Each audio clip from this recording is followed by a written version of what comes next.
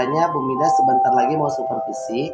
Iya benar, supervisinya dijadwalkan kemarin hari Senin tanggal 14. Oh gitu. Kira-kira persiapan yang sudah dibuat sama Bu Mida apa saja? Ya pastinya itu modul ya, Iya. modul pembelajaran, terus ya media-medianya, sama alat peraga itu. Nah selama ini kalau supervisi ada rasa deg-degan nggak? Sebenarnya sih pasti ada, walaupun sedikit ya, karena memang namanya supervisi itu evaluasi. Takut ada yang salah ngomong, salah bicara, tapi ya jelas itu namanya juga tentang tantangan. Kalau bagi Buya sendiri, supervisi itu harus diadakan atau tidak ada kira-kira? Iya, harus. Menurut saya sih harus. Karena dari mana kita tahu kita ada yang kurang atau yang lebih kalau kita tidak ada evaluasi. Iya, betul tuh Bu Mida ya. Memang. Terus rencananya untuk yang masuk sekarang, Bu Mida mau pakai model apa? Saya sudah rencanakan dia modelnya PBL. PBL. Terus keinginan dari PBL itu seperti apa yang diharapkan Bu Mida dari anak-anak? Yang saya harapkan itu anak-anak bisa memahami satu permasalahan dari isu-isu yang timbul dari jenis pelajaran saya, khususnya kan PKN nih banyak masalah-masalah kewarganegaraan. Iya. Jadi anak-anak biar paham bahwa isu-isu itu ada yang menguntungkan, ada yang tidak buat mereka gitu. Terus kira-kira anaknya mau disuruh seperti apa nanti? Anak-anaknya saya suruh tayangin dulu suatu hal yang memang ada bentuk kasus mengenai isu dan mereka bisa mencari dampak dan efek apa yang terjadi setelah mereka lihat itu, dia bisa menyelesaikan tantangannya untuk mengatasi bagaimana mereka tidak masuk ke dalam masalah tersebut. Terus harapan Bu Mida dari pembelajaran ini seperti apa? Harapan saya anak-anak bisa berubah lah, minimal mereka bisa mengantisipasi informasi hoax gitu yang biasa mereka lakukan, lihat melalui media sosial atau media elektronik, dan apalagi sekarang kan musimnya di zaman gadget ya. Iya. Nah, itu harapan saya di situ, siswa bisa memilah hasil yang mereka lihat itu yang benar yang mana, yang salah yang mana. Model PBL ini pernah diterapkan belum di kelas yang lain? Pernah. Kira-kira hasilnya sesuai dengan yang diharapkan Bu Mida? Iya. Oke, kalau begitu Bu Mida, nanti saya tunggu ya hasil dari supervisinya. Mudah-mudahan apa yang diharapkan Bu Mida tuh sesuai dengan ke anak, sesuai dengan harapan Bu Mida, dan anak-anakmu nanti bisa belajar dengan lebih baik lagi. Iya Pak. Iya, oke Bu Mida, terima kasih atas waktunya. Terima kasih Pak Jena. Pagi anak-anak Ibu. Pagi Ibu. Apa kabarnya hari ini? Sehat Bu. Bahagia ya, sehat. Ayo Ibu sebutkan dulu. Selamat pagi. Pagi, pagi, pagi. Luar Biasa. Itu biar bahagia ya, biar semangat. Oke, hari ini kita kembali belajar seperti biasa. Tapi sebelum kita belajar, marilah kita berdoa dulu ya. Ayo ketua, segera siapkan. Bersiap. Siap. Berdoa dimulai.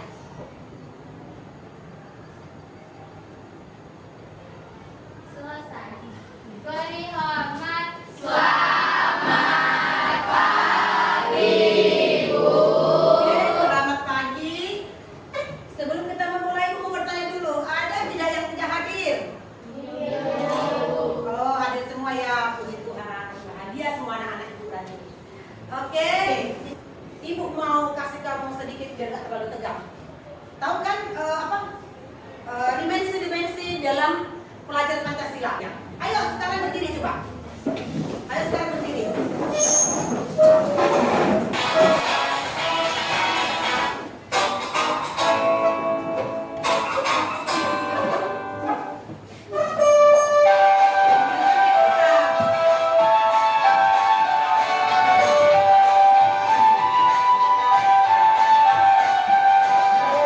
Pancasila beriman dan bertakwa pada Tuhan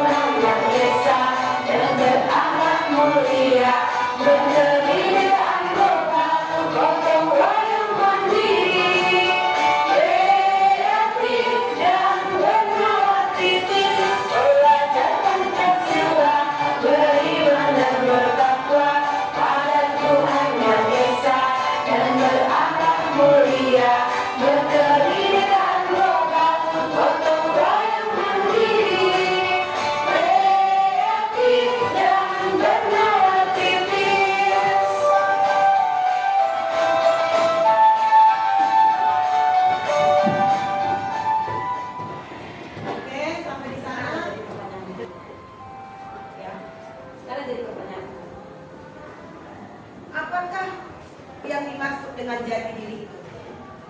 Tahu nggak? Apa yang dimaksud dengan jati diri bangsa ini? Coba, siapa yang bisa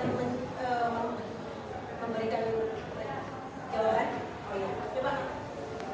Pancasila menjadi jati diri bangsa Indonesia di Berdiri era coba, biar nampak teman-teman. Ini. Pancasila menjadi jati diri bangsa di Indonesia di era globalisasi karena Pancasila memiliki 5 sila yang berkaitan dan menyatu dalam suatu kesatuan.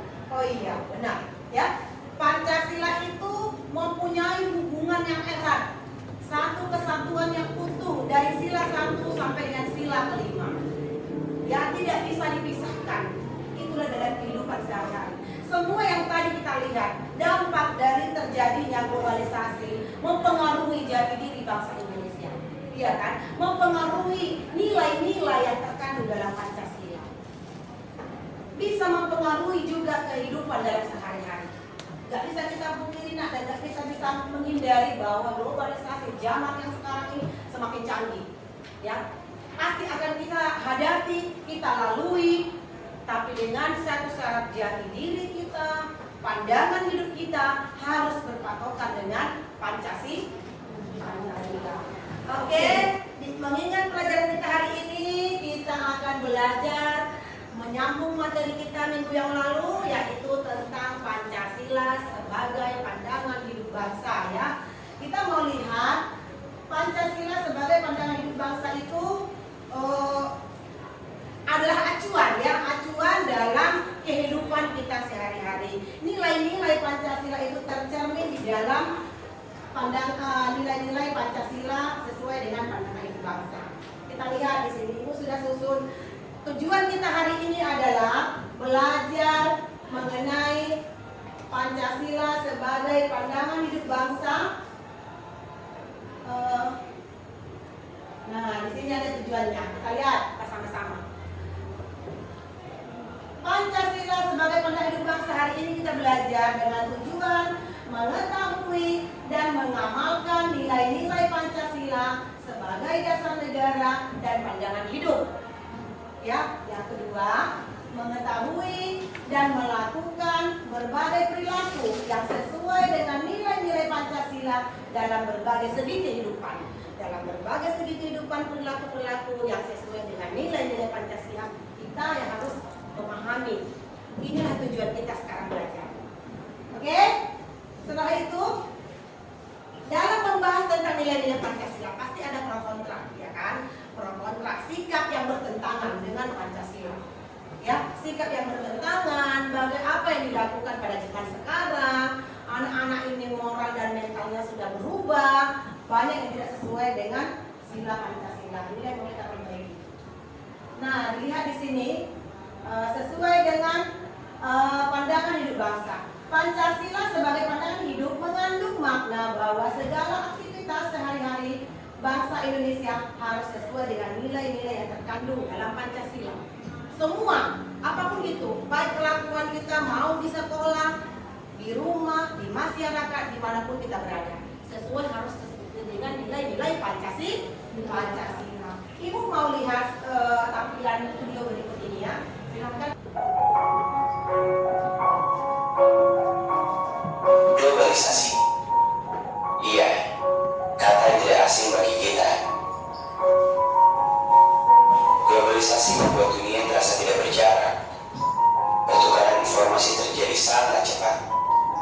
Dan cara kita memandang dunia kini lebih jauh dan terbuka.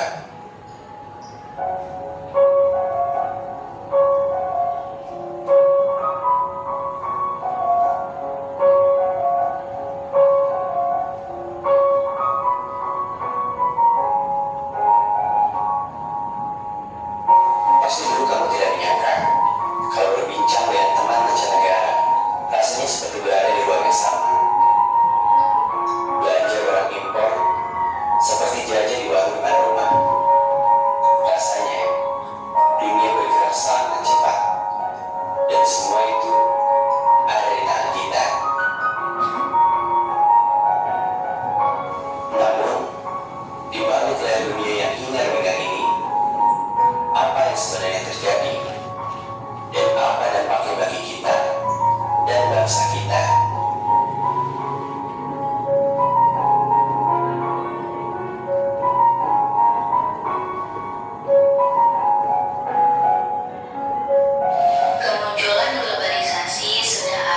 sejak manusia mengenal perdagangan internasional sekitar tahun 1000 hingga 1500 sebelum Masehi. Itu artinya globalisasi sudah ada jauh sebelum Indonesia menjadi jajahan bangsa Eropa. Baru pada abad ke-18 revolusi industri pertama terjadi di Inggris, di mana tenaga manusia dan hewan digantikan oleh mesin. Dan tidak berhenti sampai di situ. Tidak terasa revolusi industri kini sudah berada di tahap keempat. Kita tahu, tidak semua berdampak baik. Lalu, apa dampak buruk dari globalisasi ini bagi bangsa kita, terutama di bidang sosial?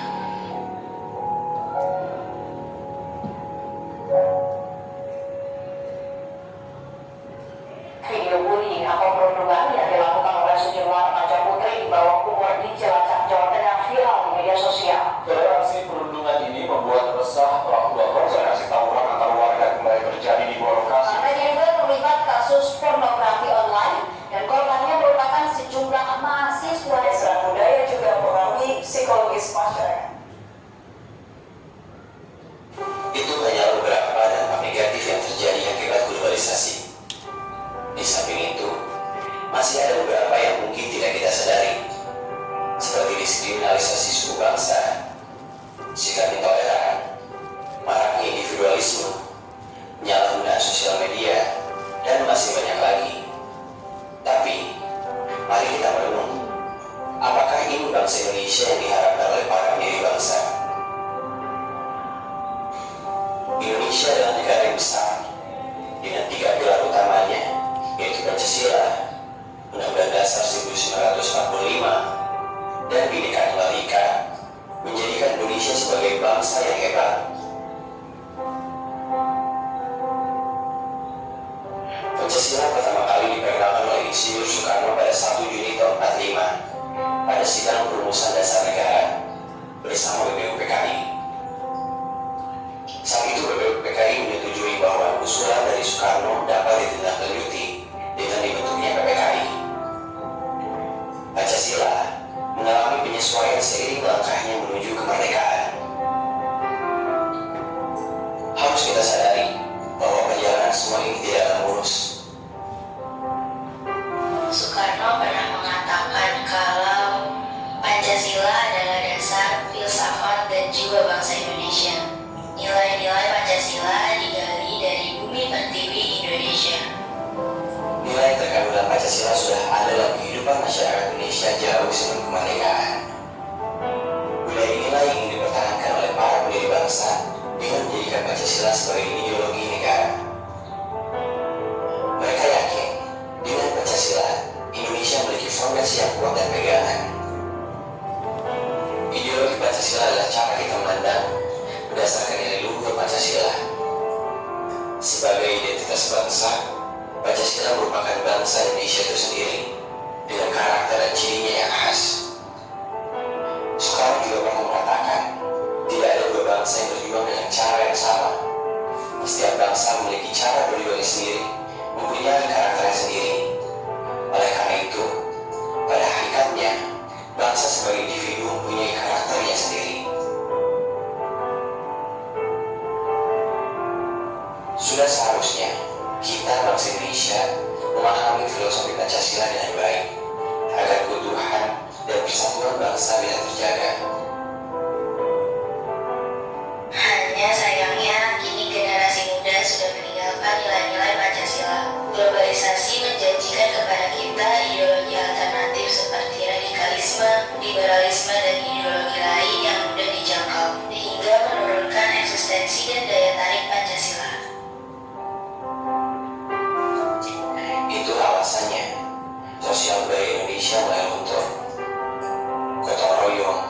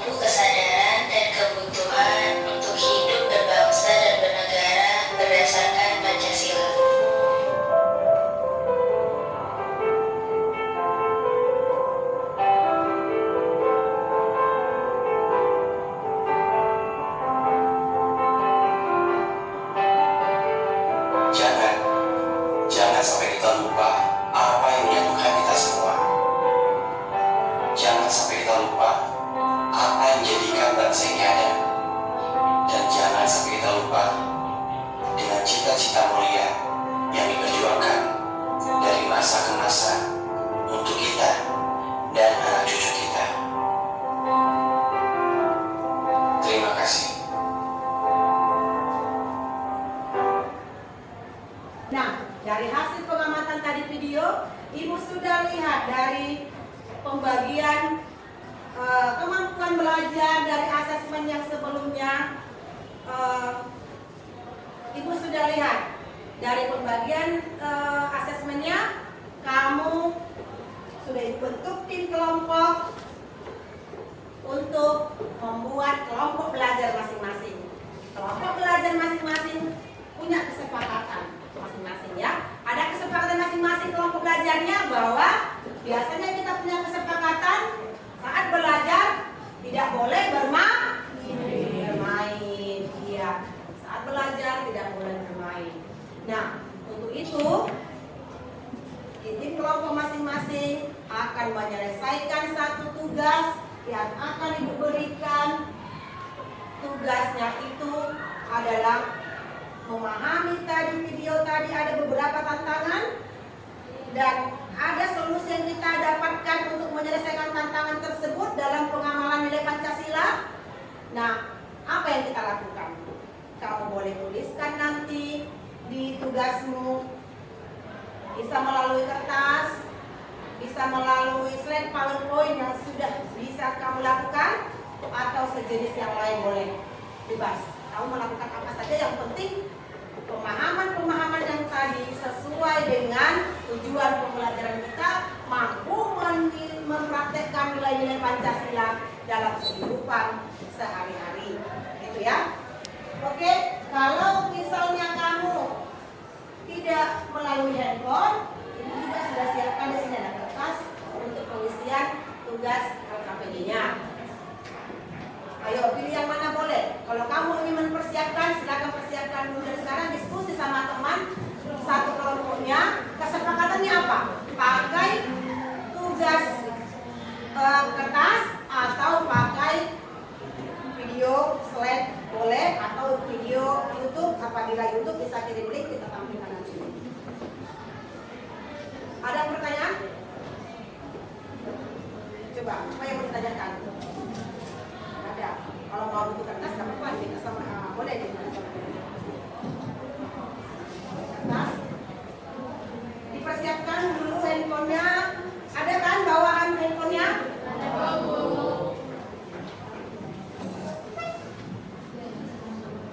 Buku kertas nggak apa-apa, dipegang dulu.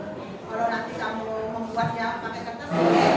Pakai slide videonya juga boleh. Nanti biar presentasinya enak, ya.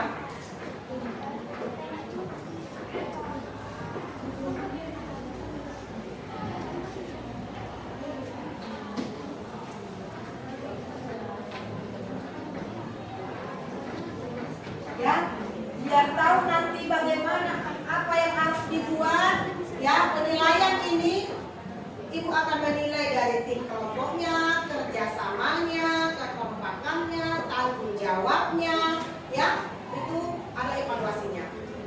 Jadi kamu bagi tim, kamu sudah punya tim, coba cari tahu apa yang menjadi permasalahan dalam nilai-nilai Pancasila. Sila pertama sampai sila kedua, ketiga, keempat, dan kelima, dan cara solusi penanganannya seperti apa. Buat di situ ya, cara solusi penanganannya dan apa nilai yang seharusnya kita lakukan sesuai dengan pandangan ibu bangsa.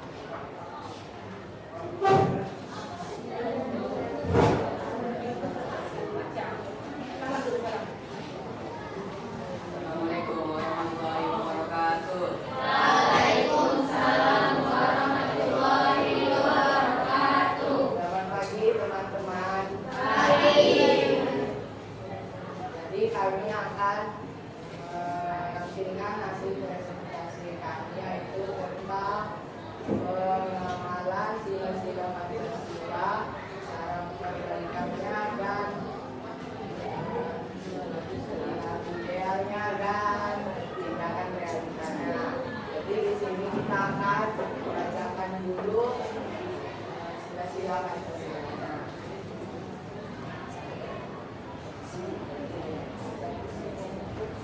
Pancasila. 1. Persatuan bangsa.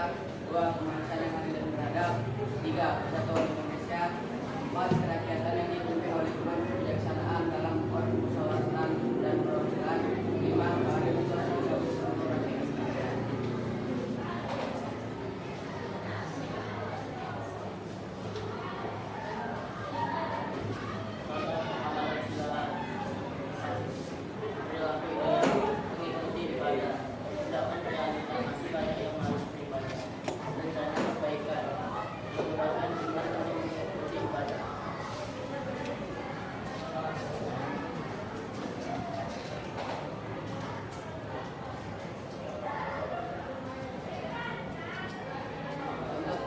Pengamalan sila kedua, perilaku dia tidak membuli, tindakan realita musuh banyak yang membuli teman, rencana perbaikan yang menerangi dan jaga sikap untuk tidak membuli teman.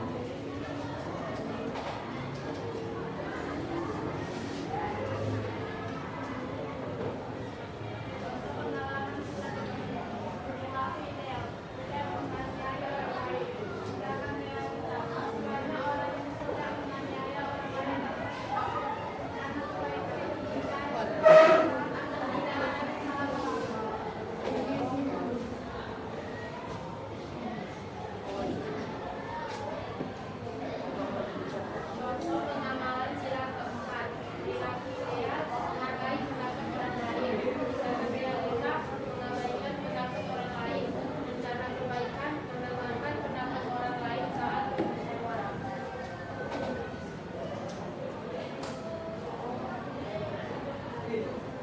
Contoh pengamalan sila kelima, perilaku ideal menghormati hak orang lain, tindakan realita masih banyak yang mengambil hak orang lain, rencana perbaikan tidak mengambil hak orang lain. Jadi ini saja hasil presentasi kami. Maaf bila ada salah kata. Kami harap kalian dapat mengerti apa yang kami presentasikan. Sekian dari kami.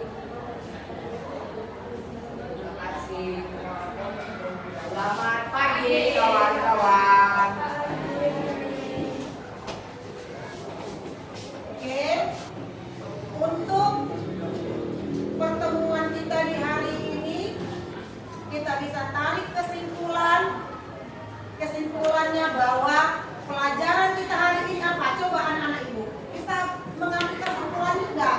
Pelajaran kita hari ini, apa yang kita dapat dari kesimpulan pembelajaran kita sekarang? Ayo siapa yang bisa menyebutkan kesimpulannya? Ayo Brian. Oke, berdiri nak, coba. Kesimpulan yang bisa diambil dari pembelajaran hari ini, Pancasila merupakan dasar negara sebagai fundamental nilai, norma perilaku penyelenggaraan negara. Terus ada lagi? Pancasila juga mengandung nilai-nilai moral, etika, dan sosial yang bersifat nasional dan mendasari kebudayaan. Nilai-nilai tersebut mencakup ketuhanan, kemanusiaan, persatuan, kerakyatan, dan keadilan. Oke, semua mencakup di dalam nilai-nilai Pancasila. Ya, bisa kita simpulkan apapun yang kita lakukan di Indonesia ini, baik penyelenggaraan negara, perbuatan, tingkah laku, baik di sekolah, di rumah, di masyarakat, semua masuk ke dalam nilai-nilai Pancasila. Tidak boleh bertentangan dengan nilai Pancasila. Sampai di sini kesimpulannya bisa paham? Sudah bisa memberikan contoh? Sudah bisa membuat tindakan perbaikan apabila membuat kesalahan? Oke. Merilekskan kita hari ini sebelum kita mengambil pelajaran kita, marilah kita duduk ice breathing sebentar ya.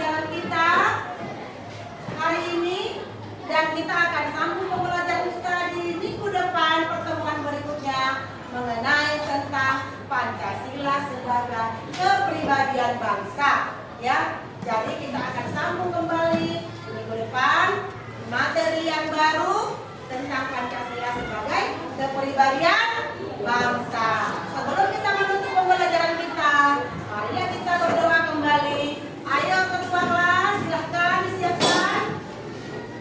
Siap. Siap. Pertemuan dimulai.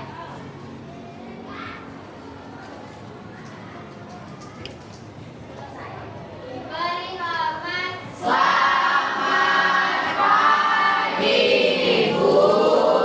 Oke, selamat pagi dan selamat sehat buat kita semua. Selamat pagi.